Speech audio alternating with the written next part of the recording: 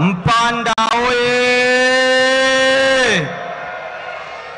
Kama wewe ni mkulima na ni mkazi wa Mpanda na mkoa wa Katavi na unaelewa mbolea ya ruzuku, juhudi za NFRA, nyosha mkono. Na kama ni mpiga kura na umemwelewa Dr. Samia, usiponyosha we mchawi. Mheshimiwa mgombea, Mheshimiwa Katibu Mkuu, nashukuru kwa kunipa fursa ya kuweza kuongea na ndugu zangu wa Katavi. Ndugu mgombea, Katavi ni mmoja kati ya mikoa mitano inayoongoza kwa uzalishaji wa mazao ya chakula na kibiashara katika nchi yetu. Mheshimiwa mgombea, Katavi ni wazalishaji wakubwa wa mpunga, wazalishaji wakubwa wa mahindi, wazalishaji wakubwa wa tumbaku, wazalishaji wakubwa wa ufuta na wazalishaji wakubwa wa mbaazi. Mheshimiwa mgombea,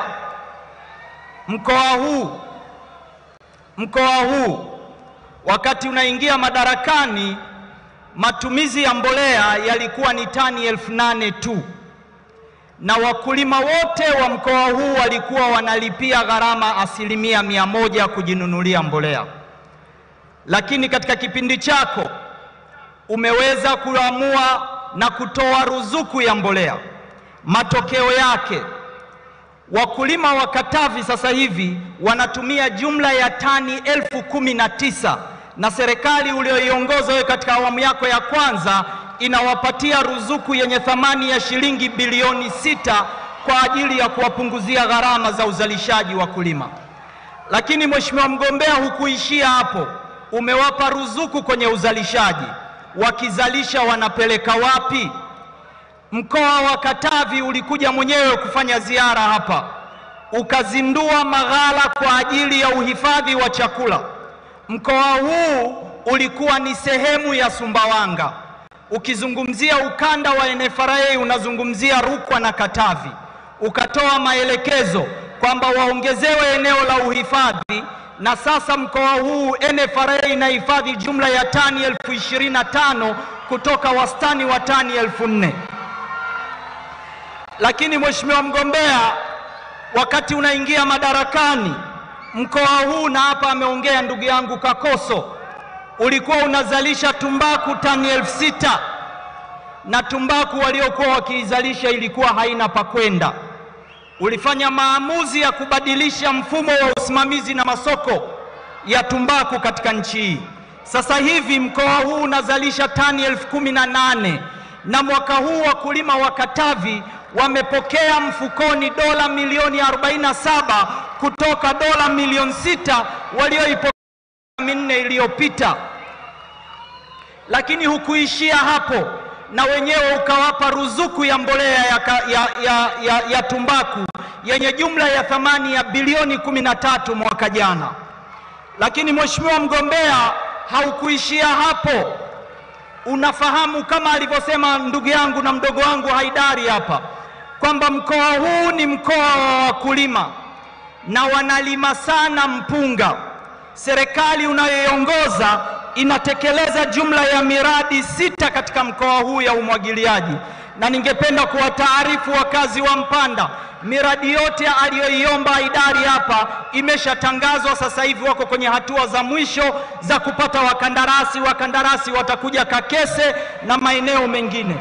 Lakini miradi yote inayotekelezwa katika mkoa wa Katavi ni jumla ya shilingi bilioni 180 ambayo ni miradi ya umwagiliaji inayotekelezwa katika kipindi cha miaka 4 ijayo katika mkoa huu wa Katavi.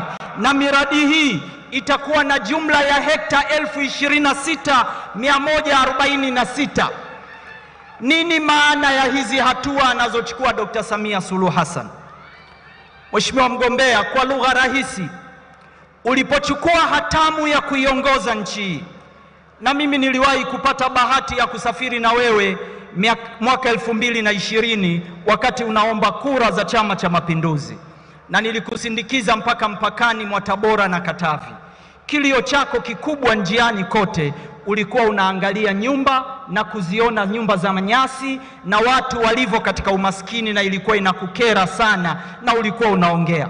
Leo kote ulikopita, mikoa yote ya wakulima, maisha yamebadilika na nyumba nyingi zimepauliwa msauzi. Leo ukitoka hapa Katavi mpaka utakapofika Sumbawanga, angalia kulia na kushoto, uangalie mabati. Ukiyaona hayo mabati mama, ujue ni ruzuku za mbolea, NFRA kununua, tumbaku, umwagiliaji. Nini nataka niwaambie? 2021 ukuaji wa sekta ya kilimo katika nchi yetu ulikuwa 2.7%. Ndiyo sekta ilikuwa inakuwa. Na bajeti ya kilimo ilikuwa bilioni 294. Leo bajeti umeipeleka bilioni 1.24, trilioni 1.24. Ukuaji wa sekta unakwenda 5% kutoka 2.7%.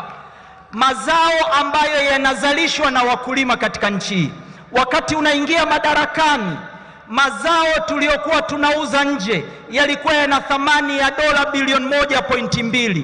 Leo kilimo cha nchi kinaingizia taifa hili, na waziri wa fedha uliyempa dhamana ya fedha yupo hapa, inaingizia nchi dola bilioni 3.5, na mazao yote ya nchi hii sasa hivi ni mazao ya kilimo.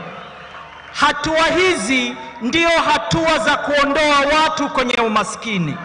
Leo hapa Katavi ikifika msimu wa uvunaji, hoteli zote zimejaa, kwa sababu watu wanakuja kununua mahindi kupeleka Kongo, wanakuja kununua mchele kupeleka Kongo, wanakuja kununua mahindi kupeleka Zambia, kupeleka Malawi. Na serikali yako imeamua kwa dhati kumfanya mkulima afanye biashara. Hili ni jambo kubwa sana ambalo sisi wakulima wa ukanda huu ndio kinachowapeleka kwenda kukuchagua wewe. Sio wanaenda kukuchagua tu kwa sababu ni mgombea wa Chama cha Mapinduzi, bali kwa sababu umehusisha sera zako na mipango yako na maisha yao. Uchaguzi huu ni uchaguzi wa utu. Ndio maana kila mtu sasa hivi, Mheshimiwa mgombea, wanaongelea kilimo, wanaongelea mazao. Na hatua hizi hazipo Katavi tu, Mheshimiwa mgombea, hatua hizi hazipo Rukwa. Umeondoa umaskini kwa wakulima wa korosho, umeitoa korosho tani 180,000, leo ni tani 500,026. Umeitoa tumbaku tani 60,000, leo ni tani 180,000, na Tanzania imekuwa ni nchi ya pili kwa uzalishaji wa tumbaku barani Afrika. Lakini kwenye mahindi, Mheshimiwa mgombea, wakati unaingia madarakani, taifa letu lote lilikuwa linazalisha wastani wa tani zisizozidi milioni 7 za mahindi.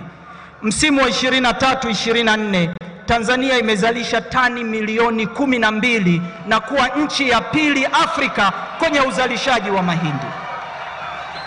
Haya matokeo hayatokei bahati mbaya, na ulitupa maelekezo mimi na Aweso kuyatumia maji ya Lake Tanganyika kwa ajili ya kunywa na kwa ajili ya umwagiliaji. Sasa hivi upembuzi na usanifu unafanyika kwa ajili ya kuyatoa maji ya Lake Tanganyika kuja Katavi kwa ajili ya umwagiliaji, kwenda Rukwa kwa ajili ya umwagiliaji, kwenda Tabora kwa ajili ya umwagiliaji, kwenda Kigoma kwa ajili ya umwagiliaji, na kuyaunganisha na maji ya Lake Tanganyika, Lake Victoria, kuyafikisha mkoa wa Dodoma. Nachotaka kukisema, uwekezaji huu unaofanya sio wa kizazi hiki.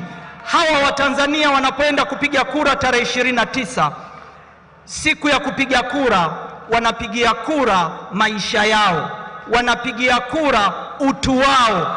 Daima toka alivyoondoka Mwalimu Nyerere, baba wa taifa, alivyosema kilimo ni uti wa mgongo, ilibaki kwenye makabrasha. Kumbukumbu za nchi hii zitakuandika kama ni mtu uliyekuja kufanya mabadiliko kwenye maisha halisi ya watu. Uchumi wa watu na maisha ya watu yako vijijini. Leo hii umetoa maelekezo, mkoa huu utakuwa ni mkoa mmojawapo unaozalisha mbegu, kwa sababu mkoa wa Katavi, wilaya ya Tanganyika, imetengwa ardhi kwa ajili ya shamba la serikali la kuzalisha mbegu. Leo mbegu za mahindi zina ruzuku, mbolea zina ruzuku, unanunua matrekta kwa ajili ya wakulima kupata kwa ruzuku, unaipa fedha kwa ajili ya NFRA kununua mahindi, na bei za mazao zikipanda kwa walaji, unatumia NFRA kwa ajili ya kuuza mahindi bei rahisi, ili Watanzania wa mijini wasiolima wapate chakula kwa bei rahisi. Hizi ni kazi ambazo umezifanya kwa kipindi cha miaka minne. Nataka niwaombe ndugu zangu wana Katavi, tarehe 29 sisi wakulima tuna sababu ya kwenda kupiga kura, na Mheshimiwa Kakoso amesimama hapa, ni mmoja kati ya wakulima wakubwa wa tumbaku katika mkoa wa Katavi.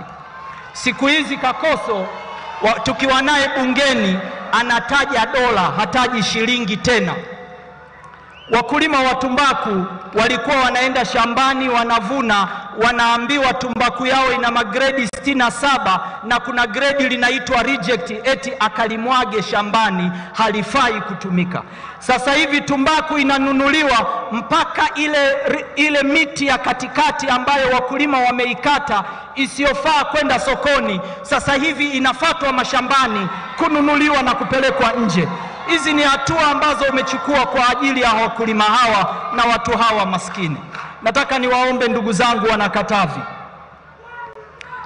Dr. Samia, hasa sisi watu wa vijijini ambao tumekulia vijijini, ambao shule tulikuwa tunaiona kwenye TV, akifaulu mmoja kijijini tunafanya sherehe. Leo kila mtoto wa maskini wa nchi hii anapata haki ya kwenda darasani. Leo kila mzazi katika familia, haki ya mama na wajibu wa mzazi kuleta mtoto duniani imekuwa sio jambo la hatari tena, wala jambo la mateso, kwa sababu zahanati na vituo vya afya viko vijijini. Leo hatuendi kusaga unga mpanda, wala hatukoboi mahindi kwa kutwanga kwenye kinu, kwa sababu umeme uko vijijini, mashine ziko vijijini. Hizi kazi amezifanya Dr. Samia. Leo ametoa ruzuku kwenye mazao yetu, amehakikisha masoko yanapatikana, ametuhakikishia utu wa familia zetu kwa kutuhakikishia kipato katika mifuko yetu na chakula katika matumbo yetu. Hizi ni kazi alizozifanya Dr. Samia. Nachotaka niwaombe ndugu zangu wakulima, tarehe 29 twendeni sote tujitokeze kwenye vituo vya kupiga kura, kwa sababu tuna kazi na Dr. Samia katika kipindi cha miaka 5 kabla ya yeye kurudi kijijini kwake mwaka 2030. Tuna kazi ambayo tunataka tumtume. Kazi hiyo ni kutujengea miradi ya umwagiliaji, kutuongezea uwezo wa kuhifadhi, kutupatia matrekta kwa ajili ya ruzuku, na itaingia kwenye historia. Leo ekari moja huku Katavi watu wanalima kwa zaidi ya shilingi 100,000. Serikali ya Dr. Samia inaleta matrekta ambayo wakulima hatutalimiwa kwa zaidi ya shilingi 50,000 kwa ekari. Hizi ni hatua za kuondoa umaskini katika kaya zetu. Twendeni tukapige kura kwa ajili ya kumchagua Dr. Samia kwa wivu mkubwa, na tumlinde kwa wivu mkubwa, kwa sababu bado tuna kazi naye siku ya tarehe 29 kutuondolea umaskini katika ngazi za familia zetu. Nione mikono wote ambao tarehe 29 wamejiandaa kwenda kupiga kura, wanyooshe mkono, na nizione kura za Dr. Samia za wakulima wa mkoa huu. Wote wanyooshe mkono. Asanteni sana, Mwenyezi Mungu awabariki. Naomba nimkaribishe ndugu Juma Aweso, mgombea ubunge jimbo la Pangani, kwa salamu fupi. Karibu.